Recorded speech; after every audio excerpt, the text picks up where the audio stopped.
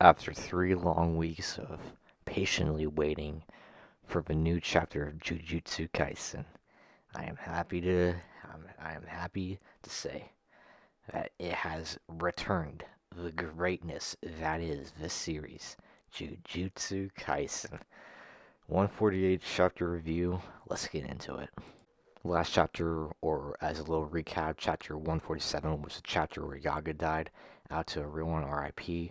But yeah, let's get into the review. We start the chapter with seeing the Zen'in household, and now yeah, he's still alive. Yeah, if you don't remember, Yuta basically spared his life if he would tell the higher ups that Yuji was dead. And we see him, and he's talking to Maki, basically saying, "I was wondering who that could be.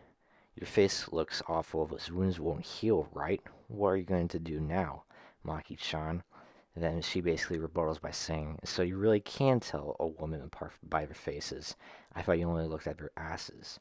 Nadia basically replies by saying, "I'm asking you for what you're going to do.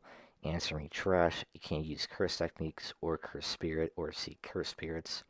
Your face, that was the only thing that was your saving grace, is now all messed up. I doubt you will be able to find yourself a partner looking like this. That's harsh. Should I bully you as I did in the past?" So again, what are you going to do? Well, will you just tag along after Okotsu and Megumi?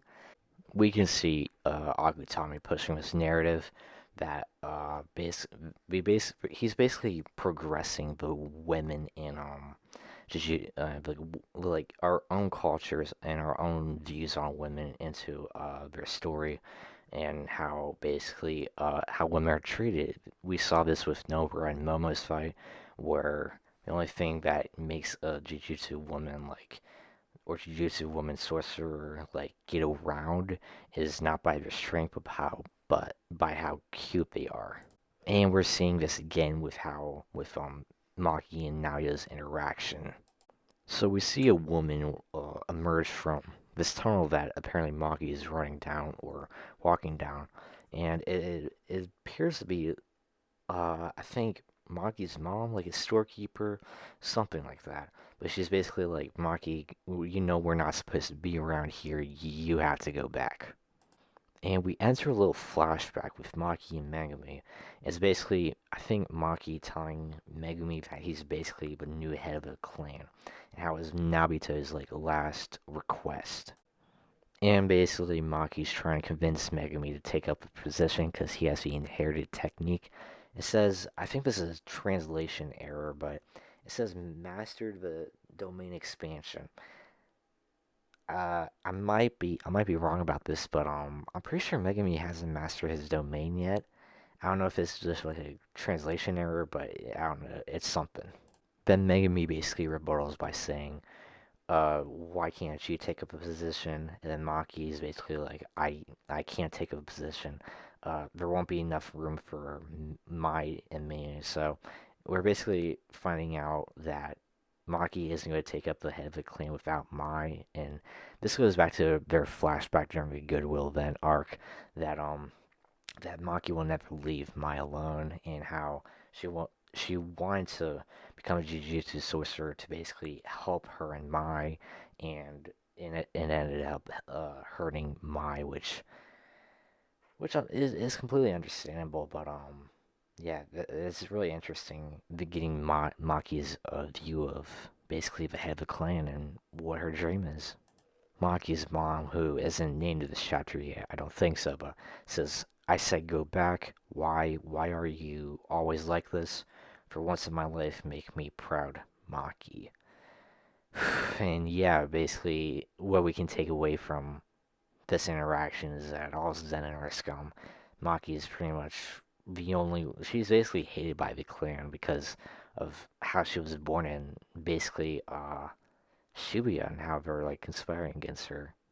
Maki basically opens up the door, and we see her father, which I believe is Ogi Zen'in. I'm not 100% sure, but I think this is Ogi Zen'in because during 138, I believe, is where we saw Ogi and Junichi talk with Naoya about how we're going to try to execute Yuji and Megumi. Then he's basically like, There are no crystals here, Maki. I anticipated your move and disposed of them. Why did you come here, you idiot? And we see Mai, who's basically, I don't want to say she's knocked out. She's basically in and out of like a conscious state because we see her uh, and it seems like uh they got to her first, beside and are about to do the same to Maki. And now we entered into some sort of, I think, interaction between Jinichi and Naoya during the same time. Because by the look of this, it doesn't look like it's black, or which would signify a flashback, not like the flashback earlier. But Naoya's basically like, if this is what you were planning, tell me from the start. You are being too hasty, Naoya. Undoubtedly, Megumi Fushiguro is better than you. The hell? There are many who support him, seeing this as an opportunity to restore our relationship with the Gojo clan, but we cannot agree with handing over all of our clan's assets to Megumi Fushiguro. Then why are we acting so slow? Megumi Fushiguro was forged a good relationship with the Gojo clan, and also Noritoshi Kamo, the next generation head of the Kamo clan. If we get rid of him without a proper reason, it will only worsen our position amongst the other clans, and we'll fall behind in shifting power struggle. I get that, but why now? Hold on. You haven't been paying attention to the notices from Jujutsu quarters, huh? And then we basically see Satoru Gojo has been permanently exiled from the Jujutsu world. He has been deemed as an accomplice of the Shibuya incident. Removing his seal is considered act of criminal acts. There is no way we aren't going to use this. So basically, what we can get from this interaction is that the Zen'in clan are basically trying to, I think, stay in power, cause they mentioned this shifting power struggle between all the clans, which I feel like we've only gotten 5 named clans, but if there's more, I would love to know. But it seems like we're trying to stay in power, like stay in the position that they are in, considered being one of the top 3 clans in all of Japan, basically. And yeah, this is really interesting. I love getting exposition like this because it feels like really Hunter x Hunter vibes from it, like the shifting power struggle between all the Jujutsu sorcerer clans. And yeah, I just love this like political like power struggle. And then we get into like the last main section of the part, and I'll start reading out. We will execute Megumi Fushiguro, Maki Zen'in, and Mai Zen'in for plotting to release Satoru Gojo from the prison realm, basically. And then, hold on, killing his own daughters will sure give him more credibility. And with that, Jujutsu headquarters' faith in our clan will solidify. But is Uncle Ogi really okay with that? So, yeah, basically, Zen and Clan are going to execute my Maki of Megumi, basically for trying to get Satoru out or Gojo out, which I don't know, man. If they're really trying to execute Megumi, who I think was stated by Gojo to have more potential than Yuji, then during the call game, we might see massive growth from these characters. Also, we're getting like more with Zen'in's twins, which is good anyway. So yeah, I'm fine with this.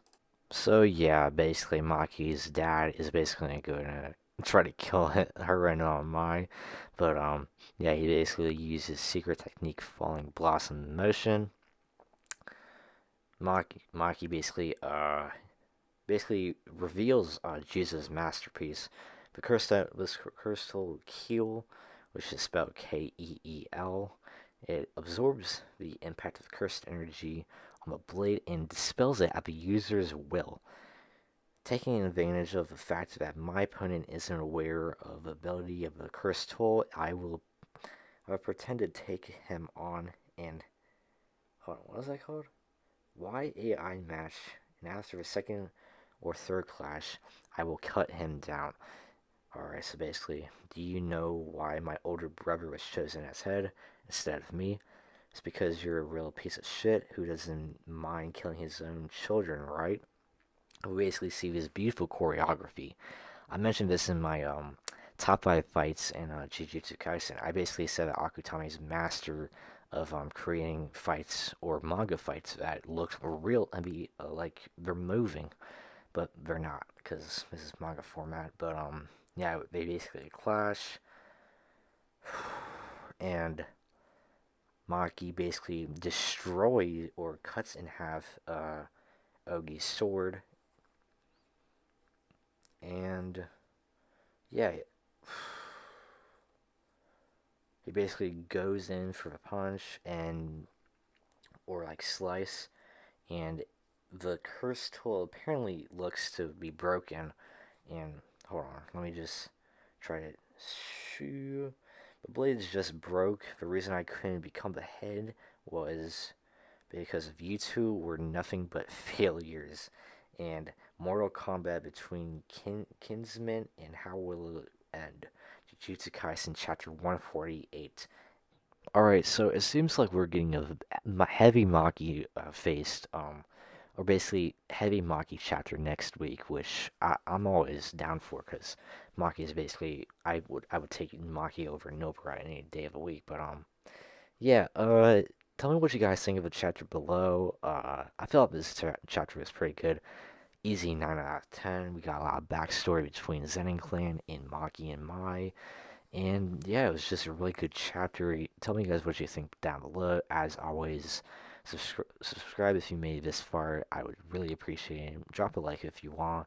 And yeah, it has been your host Blind, and I will see you guys in the next one. Peace.